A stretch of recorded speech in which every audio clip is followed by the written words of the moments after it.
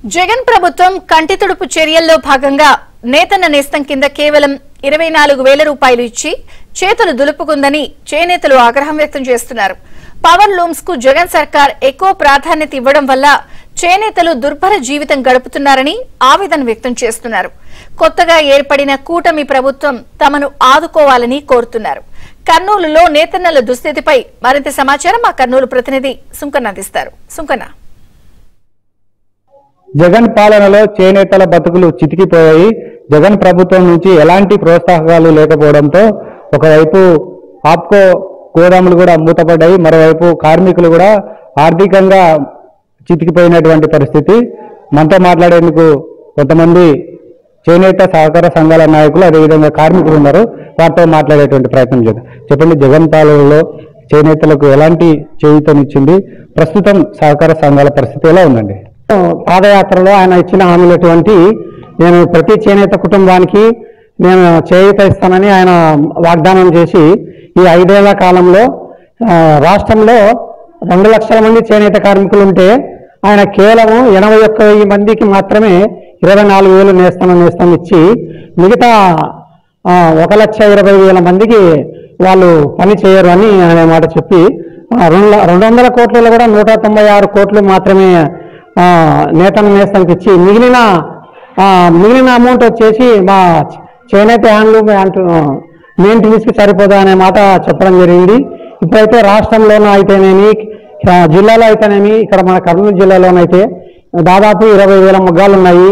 ఎంగెన్నూరు, కర్నూలు, కోడుమూరు, ఆదోని, నందివారం, నాగల్దిన్నె, గుడికెళ్ళు, కొత్తకొడ తదితర గ్రామాల్లో చేనేత వృత్తిపై ఆధారపడి జీవిస్తున్నారు. వాళ్ళు ఈ 5 ఏళ్ల కాలంలో గత ప్రభుత్వం అయితే ఏమీ చేయలేదు. కేవలం 24,000 ఇచ్చి చేతులు దుడుపుకుని కేవలం ఈ కర్నూలు జిల్లాలో 20,000 చేనేత కుటుంబాలు ఉంటే 3,400 మాత్రమే చేనేత కుటుంబాల వారికి నేతన నేస్తం ఇచ్చి చేతులు దులుపుకున్నారు.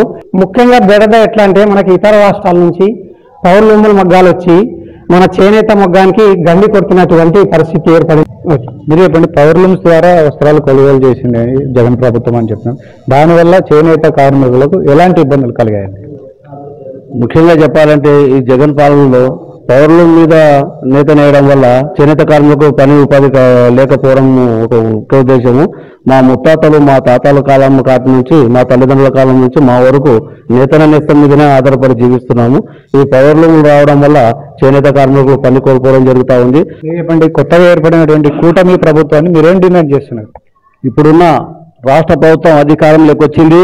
చేనేత కార్మికుల సమస్యలు కూడా నారా లోకేష్ పరిశీలించారు. ఆయన మంగళగిరిలోనే గెలిచి చేనేత కార్మికుల సమస్యలు పరిష్కరిస్తారని హామీ ఇచ్చారు. గత ప్రభుత్వం ఏమి ఇచ్చిందంటే 24,000 రూపాయలు ఇచ్చింది. అది కొంతమందికి మాత్రం వచ్చింది, కొంతమంది రాలేదు. ఇప్పుడున్న చేనేత కార్మికుల పరిస్థితి అయితే కోడుమూరులో దాదాపు చీరలు నేయించిన సాహుకారుల కాడ బీరోలు నిండుకుపోయినాయి. ఆయన చేనేత కార్మికులు తయారు చేస్తామంటే కూడా వాళ్లకు ముడి సరుకులు ఇవ్వకుండా, వాళ్లకు నేసిన కూలి ఇవ్వకుండా కుటుంబాలు చాలా దుర్భర పరిస్థితిలో పోతున్నాయి.